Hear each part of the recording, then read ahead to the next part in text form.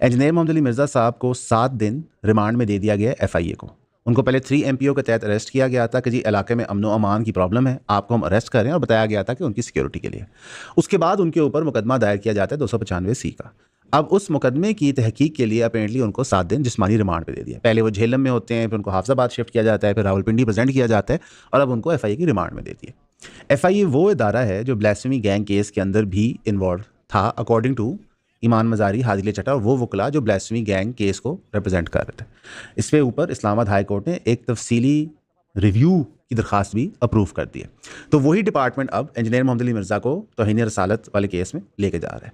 हमारा मुआशरा ईसाइयों के। हाय दोस्तों, तो कैसे हम लोग दोस्तों एक और शानदार वीडियो लेकर आ गया हूं, और इसी तरीके से मैं अपने चैनल के ऊपर बहुत ही शानदार वीडियोस आप लोगों के लिए लाता रहता हूं, ताकि आप लोग ज़्यादा से ज़्यादा एंटरटेन हो सकें, इन्फॉर्म हो सकें, और आप लोगों की नॉलेज बढ़ सके। तो दोस्तों चलिए देखते हैं इस वीडियो में क्या है। पर वीडियो शुरू करने से पहले मैं चाहूँगा कि आप मेरे चैनल को सब्सक्राइब कर लें और बेल आइकन को प्रेस कर लें। तो वीडियो स्टार्ट करते हैं। कायद बयान करने के ऊपर एक बंदे को 295C के तहत जेल कर सकता है, रिमांड पे भेज सकता है। लेकिन उस मुआशरे को इतनी अकल नहीं हो रही, उन जुडिशरी को इतनी अकल नहीं हो रही, उस FIA को इतनी अकल नहीं हो रही कि ये केस फर्जी और बोगस है। मैं उम्मीद करता हूं कि जब इंजीनियर मोहम्मद अली मिर्ज़ा साहब 7 दिन बाद रिमांड पे पेश किए जाएंगे तो जज उनको जुडिशल करके उनकी बेल होने देगा। ना वो फ्लाइट रिस्क हैं, ना वो कहीं भाग रहे हैं, ना आज तक वो अपने किसी मुकदमे से अल्हम्दुलिल्लाह भागे हैं। उन्होंने सारे मुकदमे अपने फेस किए हैं, करंटली फेस कर रहे हैं, ये भी वो फेस कर लेंगे। उन पर पहले भी जब इस नोए का मुकदमा हुआ था तो कोर्ट से खारिज हुआ था, लेकिन अनफॉर्चुनेटली एक तरफ इस तरह के बंदे को टारगेट किया जा रहा है। At the same time Karachi शहर के अंदर से एक खौफनाक चीज़ सामने आती है। शबीर अहमद एक नामी आदमी है जिस पे बताया जा रहा है कि 100 से ज़्यादा माइनर गर्ल्स, यानी कि बच्चियां जिनकी उम्र 18 साल से कम है, उनके रेप और अब्यूज़ का एलिगेशन है। ये 2011 में इंसान कराची शिफ्ट होता है एबटाबाद से। 2016 में कयूमाबाद के इलाके में काम शुरू करता है एज जूस वेंडर, और यहाँ से छोटी बच्चियों को टारगेट करता है। वो उनको जूस के बहाने पैसे की लालच दे के अपने हिरासा में लेता है और फिर उनको अब्यूज़ करता है। फिर जिस बच्ची को अब्यूज़ किया होता है उसको कायल करता है कि तुम और बच्चियां घेर के मेरे पास लाओ। खसूसन उन बच्चियों को वो टारगेट करता है जो किसी घर काम करने वाली मुलाजमा की बेटियां होती हैं। ये वो वकूए 2019 से बड़े पैमाने पर कर रहा है, यानी कि 19, 20, 21, 22, 23, 24 और सितंबर की 25 तक किसी को खबर ही नहीं होती, ना इलाके को ना पुलिस को। 100 से जायद बच्चियों की तो वीडियोस उस वक्त से बरामद होगी। ये इसका सेकंड खौफनाक पहलू है कि जब एक बच्ची सितंबर में उसके हरासे में आती है तो वो उसे एक USB ड्राइव निकाल के ले जाती है। वो USB ड्राइव वो इलाका वालों को दिखाती है, इलाके वाले वो देख के उस बंदे को खुद पकड़ते हैं और फिर उसको पुलिस के हवाले करते हैं। यानी कि एक थाने की हदूद के अंदर 2016 से लेकर 2025 तक एक बंदा कयाम है, जूस बेच रहा है। कई पुलिस वालों ने उसके ठेले पे आके जूस पिया होगा, और वो छोटी बच्चियों के साथ नाजायज़ गलत जिनसी ताल्लुकात कायम कर रहा है, उनकी ज़िंदगियां तबाह कर रहा है, उनका मेंटल मेकअप अफेक्ट कर रहा है। जो अब्यूज़ का विक्टिम होता है ना, इसका मेंटल मेकअप अफेक्ट होता है। ये कोई मामूली चीज़ नहीं होती, किसी को कानो कान खबर ही नहीं है। तो एक तरफ रियासती इदारे इतनी स्पीडली इंजीनियर मोहम्मद अली मिर्ज़ा को परसू कर रहे हैं, और यहाँ पे 100 से ज़ायद छोटी बच्चियाँ जो मुबैना तौर पर बताया जा रहा है, ये नंबर इससे बड़ा हो सकता है, क्योंकि ये सिख इंसान एक और चीज़ भी करता था। ये एक डायरी मेंटेन करता था, उसमें बच्चियों के नाम और जिस दिन उसने वकूआ किया उनके साथ वो भी लिखता था। तो मेरा ख्याल है कि हमें एज अ मुआशरा सोचना चाहिए कि हम क्या कर रहे हैं। रेप और असॉल्ट एक मौजू, पॉलिटिकल मौजू बन जाता है। लिबरल लोग बहस करते हैं जी मौलवी रेप करते हैं, मौलवी आकर दिफा शुरू करते हैं मौलवियों का। कोई समझ नहीं है भाई, किसी के साथ जिनसी ज्यादती होती है तो हम सब उस बंदे के साथ हैं, विक्टिम के साथ हैं। कानून अपना रास्ता लेती है, एविडेंस जमा होता है। हमारी बच्चियां इतना सेफ नहीं फील करती कि वो आके बताएं।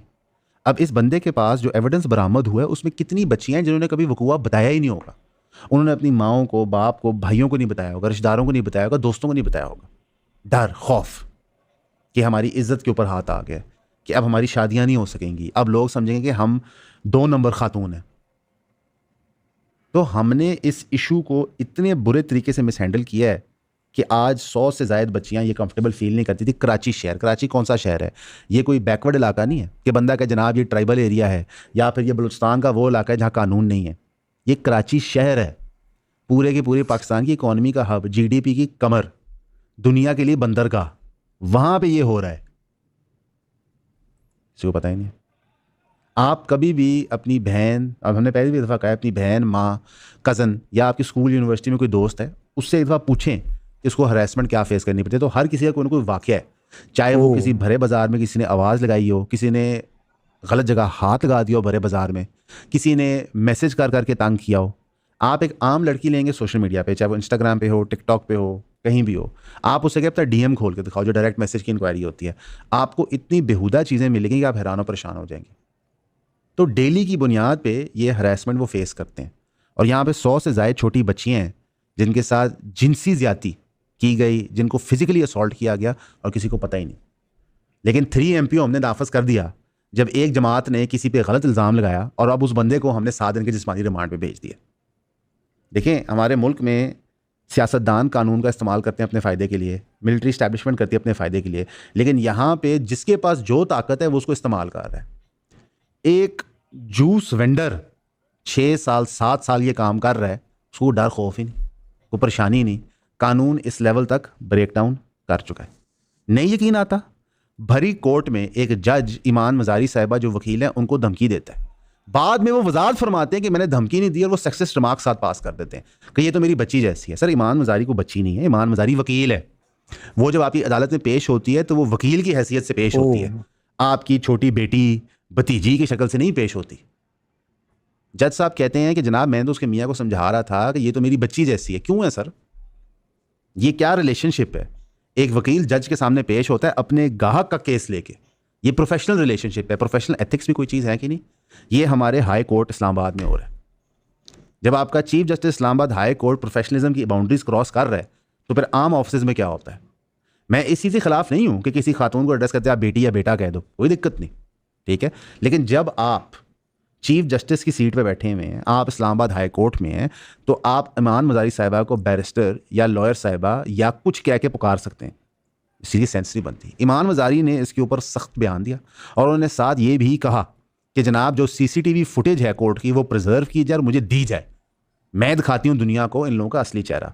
अब वल्लाह आलम उनको ये CCTV फुटेज मिलती है कि नहीं मिलती। तो हमने आपको 3 मिसालें दे दी, इंजीनियर मोहम्मद अली मिर्ज़ा की, शबीर अहमद जैसे घटिया इंसान की और ईमान मजारी की। 3 मुख्तलिफ एस्पेक्ट्स ऑफ लॉ हैं, पुलिसिंग है, ज़ीरो रिस्पॉन्स है उन पर। इस सारे पैराडाइम में अब आपको कभी यकीन आएगा कि जब गवर्नमेंट कहती है कि हमने इतने लोगों को सैलाब से बचा लिया, साउथ पंजाब में जो पानी रुका रहा है, जो लोग जलालपुर में शोर मचा रहे हैं कि भाई आप टाइमली अगर बांध तोड़ देते तो ये तबाही ना होती, अब आपको उनकी फरियाद समझ आ रही है। पंजाब गवर्नमेंट बिजी है AC और DSP मुअत्तल करने में कि जनाब इसका कसूर है, इसका कसूर है। नहीं सर, जब आपने पूरी ब्यूरोक्रेसी की नफ्सियात बना दी है कि उन्होंने सिर्फ चीफ मिनिस्टर साहिबा की सर्विस देनी है, जिस तरह चीफ मिनिस्टर साहिबा जाएंगी उस तरह करना है, तब आप क्या एक्सपेक्ट करते हैं कि वो क्या नौकरियां करेंगे? अब मरियम औरंगजेब साहिबा की सरबराही के अंदर एक डैम का रिपेयर हो रहा है, उनको क्या पता डैम क्या है? हमारे मुतल्लिका डिपार्टमेंट्स की हैसियत ही नहीं कि ये चीज़ें करें। हर सियासतदान को फोटो ऑप करना है अपना। अली मीन गंडापुर साहब अब कोर्ट में चले गए हैं इतने सालों बाद कि जनाब जो मुझे ऑफिशियल पासपोर्ट दिया था नजायज़ तौर पे ब्लॉक किया हुआ है। यानी कि इमरान खान साहब जेल से ना ट्वीट करते कि अली मीन गंडापुर काबुल जाओ, तो ना ही अली मीन गंडापुर साहब कोर्ट जाते। तो मैं और आप इस जो सियासी सर्कस में रह रहे हैं, इसके अंदर जो हमारी तबाही है वो हैरान कुन है। हम एक कंप्लीट स्टडी बना रहे हैं कि कहाँ कहाँ से क्या रिपोर्ट हो रही है साउथ पंजाब में कि जनाब हमारे बंद लेट तोड़े गए, हमारी चोरियाँ की जा रही हैं, हमें ID कार्ड के ऊपर सिर्फ 10 किलो चारा दिया जा रहा है। जो लोग जानवर या मवेशी रखते हैं उनको पता 10 किलो चारा बेमानी नहीं होता है, वो ना भी दे तो कोई गल नहीं, इतना भूखा जानवर वैसे ही रह लेगा। तो हम जिस डेविस्टेशन की तरफ स्लोली एंड स्टडली प्रोग्रेस कर रहे हैं, जिस लॉलेसनेस की तरफ हम जाई जा रहे हैं, उसका क्या रिजल्ट होगा? अब जियो न्यूज़ कॉरेस्पॉन्डेंट इमरान चौधरी हामिद मीर साहब के शो में एक स्टेटमेंट देते हैं। वो कहते हैं DSP लतीफ़ अहमद ने मुल्तान में डिस्ट्रिक्ट एडमिनिस्ट्रेशन के हाईएस्ट रैंकिंग अफसर को 9वीं तारीख को लिखा कि अगर जलालपुर को बचाना है तो चेक पॉइंट सेट करना चाहिए अज शरीफ रोड पे। चेक पॉइंट नहीं सेटअप होता है, जलालपुर तबाह हो जाता है, उस बंदे को वहाँ से फारग कर दिया जाता है DSP को, और फिर उस सारे इंसिडेंट के बाद अज शरीफ के ऊपर नाका लगा दिया जाता है। आप अकल देख रहे हैं कि एक प्रॉब्लम है, एक ब्यूरोक्रेट ने आइडेंटिफाई की ये प्रॉब्लम है, उसका सोल्यूशन भी दे दिया, वो नहीं किया, वो जगह तबाह होगी, उस ब्यूरोक्रेट को मुअत्तल कर दिया और फिर उसी का दिया हुआ सोल्यूशन वहाँ फिट कर दिया। और वो सोल्यूशन तो तब था ना जब पहले रोकना था, अब जब हो गया तो चेक पॉइंट बनाने का फ़ायदा कोई नहीं होता। हामिद मीर साहब कहते हैं Until 2 days ago, flood water has affected the tehsil of Alipur. फिर उन्होंने नक्शा दिखाया कि अलीपुर यहाँ पे और उसके गिरदोनवा में जितनी तहसीलें हैं वो सारी सेफ हैं, और उन्होंने सवाल किया क्यों है तहसील अलीपुर जिन डिस्ट्रिक्ट के दरमियान एग्जिस्ट करती है, इसको स्पेसिफिकली क्यों टारगेट किया गया? इंडिया वहाँ से पानी छोड़ी जा रहा है, हम डैम्स को कंट्रोल नहीं कर पा रहे, बंद टाइमली तोड़ नहीं पा रहे, हम इवन जिन इलाकों में फ्लडिंग करवा रहे हैं बंद तोड़ के, हम उनको प्रोटेक्ट नहीं कर पा रहे। लेकिन एनडीए में हो, पीडीए में हो, पंजाब गवर्नमेंट हो, वो सारे कह रहे हैं हम बहुत काम कर रहे हैं, हम बहुत काम कर रहे हैं। पीडीए में तो ये भी कह दिया कि यार ये जो बोट कैप्साइजिंग हुई है, जो लोग शहीद हो गए इसकी वजह से, ये मामूली बात है। क्यों? क्योंकि वॉल्यूम ऑफ डेवस्टेशन इतना ज़्यादा है। एक इंसानी जान कोताही की वजह से अगर जाए, आपको पता नहीं है ये कितना बड़ा गुनाह है। लेकिन हम हर चीज़ को लाइटली लेते हैं, हर चीज़ को मजाक करते हैं। और इस क्रिटिकल मोमेंट पे जहाँ पे लॉलेसनेस है पूरे पाकिस्तान में, कोई कानून नहीं है, सीसीडी बंदे मारी जा रही है, एक लॉलेसनेस एग्जिस्ट करती है। वहाँ पे ख्वाजा साद रफीक साहब ट्वीट करते हैं कि यार रिटायर्ड सुप्रीम कोर्ट के जज की तनख्वाह बहुत ज़्यादा है। वो किसने बढ़ाई? मैंने बढ़ाई, सलमान ने बढ़ाई। सर आप लोग ही पार्लियामेंट के थ्रू पास करके भरवाते हैं। अभी जो आपने तनख्वाहें पार्लियामेंटेरियंस की, जजेस की बढ़ाई, कोई सवाल जवाब नहीं। तो ये अजीब सी एक रिटार्डेड सी सोच चल रही है। एक सियासतदान उठ के कहता है ये गलत हो रहा है, दूसरा सियासतदान उसका तरदीदी बयान दे देता है। अभी पीछे ख्वाजा साद रफीक की लड़ाई होगी नून लीग के अंदर, उन्होंने बड़े सख्त बयान दे दिए। क्यों? क्योंकि सियालकोट शहर की जब बात हुई तो एक पर्टिकुलर ग्रुप और ऑर्गेनाइजेशन की बात हो रही थी जो वहाँ पे डेवलपमेंट्स कर रही थी, जिनका गठजोड़ बताया जाता है दूसरे नून लीग के पॉलिटिशियंस के साथ। उस पर ख्वाजा साहब ने चढ़ दौड़े। तो ये सब मिल के हमें बेसिकली बेवकूफ़ बना रहे हैं। बाकी जो अमरात हैं हमारे सियासतदानों की, हमारे जजेस की, वो बेहुदे हैं। पाकिस्तान जैसे गरीब मुल्क में एक रिटायर्ड चीफ जस्टिस को 23 लाख रुपया महीना पेंशन मिलना खौफनाक है। लेकिन सर आप एज सियासतदान इस पर क्या तनकीद करें, आपकी अमरात भी खौफनाक है। ख्वाजा आसिफ साहब कहते हैं कि जनाब हमें तो सिर्फ पार्लियामेंट लॉजेस मिलते हैं। सर किसी दिन ना ये जो फ्लड अफेक्टेड विक्टिम्स हैं इनको पार्लियामेंट लॉजेस दिखा दें, आप दिखा भी ना दें, दूर से जो उसमें से खुशबुएं निकल रही होती है ना, वो सिर्फ सुंघवा दें कि किस जन्नत में आप दाखिल होने लगे। इन्होंने ईंट से ईंट ना तोड़ दिया, मुझे पकड़ लेना। तो सर इस तरह ना करें। आप लोग माई बाप हैं, हम मानते हैं, मालिक हैं आप मुल्क के, लेकिन हम गरीबों पे थोड़ा रहम खा लें, थोड़ा सा ना, कुछ 2 रुपए महीने के हमें दे दिया करें। ए लो जी तुसी भी 2 टुकड़े ले लो। अब इंटरनेशनल न्यूज़ की तरफ आते हैं, क्योंकि ये जो जुल्म, बर्बरियत और जहालत है ये हर जगह है। यूएन जनरल असेंबली ने 2 साल बाद, कत्ले आम के बाद, डिस्ट्रक्शन के बाद, 7 मुल्कों पे इसराइल की बर्बरियत के बाद 142 वोटों से 2 स्टेट प्लान अप्रूव किया है। और उसमें उन्होंने शर्त क्या रखी है कि हमास वहां से निकल जाए, सारे हॉस्टेज रिलीज कर दे और पैलेस्टीनियन अथॉरिटी को पावर हैंडओवर कर दे। इसके भी खिलाफ अमेरिका और इसराइल ने वोट किया कि जनाब हम ये भी नहीं करना चाहते। तो कौन सी यूएन, कौन से ह्यूमन राइट्स? जहालत हर जगह चल रही है। अब इसका कोई रिजल्ट निकलेगा नहीं, क्योंकि अमेरिका के कहने पे हमास नेगोशिएट करने आई थी कतर, उनके ऊपर इसराइल ने हमला कर दिया। तो यूएन की क्या हैसियत है अमेरिका के सामने? बाकी जितने ममालिक हैं, चाहे वो चाइना हो, चाहे पाकिस्तान हो, वो यूएन में जाकर तकरीरें करके अपने दिल को तो तसल्ली दे देंगे कि जनाब हमने बड़ी एफर्ट की, लेकिन हम सबको पता है खोखली एफर्ट है। जब एक बॉडी कारी कुछ नहीं सकती तो वहाँ फरियाद लेके जाना क्या है? इवन जो लोग कहते थे कि जी आप शामिल हो इंटरनेशनल कोर्ट्स के अंदर, उस उनकी क्या हैसियत है? कुछ भी नहीं है। तो ये तो इस रियलिटी में हम रहते हैं। तो मेरे भाई कोई कानून नहीं है, जिसकी लाठी है उसकी बहन से। जब हम डेली बुनियाद पे ये सब चीज़ें देख रहे होते हैं तो आपको कई दफ़ा एहसास होता है कि हमने पाकिस्तान की आवाम को किस जहन्नम में दाखिल कर दिया। मैं आपको एक और मिसाल से समझाता हूँ। जो पीटीआई की इंटरनेट स्पेस है, वहाँ पे कई उनके इन्फ्लुएंसर्स हैं जो उनका प्रोपेगेंडा चलाते हैं। उसमें एक अलादीन नामी आदमी है, अली ज़ई वीलॉग्स है, सनम जावेद साहिबा, ये सारे उसी सॉर्ट ऑफ कैटेगरी क्लस्टर के अंदर आते हैं। ये पिछले दिनों इनकी लड़ाइयाँ हो रही थी आपस में, एक दूसरे को गंदी गालियाँ माँ बहन करते। इन्होंने अब मिलकर एक जॉइंट सेशन किया टू क्लियर द एयर, जहाँ पे इन सब ने कहा हम तो खान के वफादार हैं, बाकी सारे लोग जो हैं ये पता नहीं क्या कर रहे हैं। यानी कि ये लोग अपने सिस्टम्स के अंदर इतने खुब गए हैं कि इनको आम इंसान की फरियाद नज़र ही नहीं आ रही।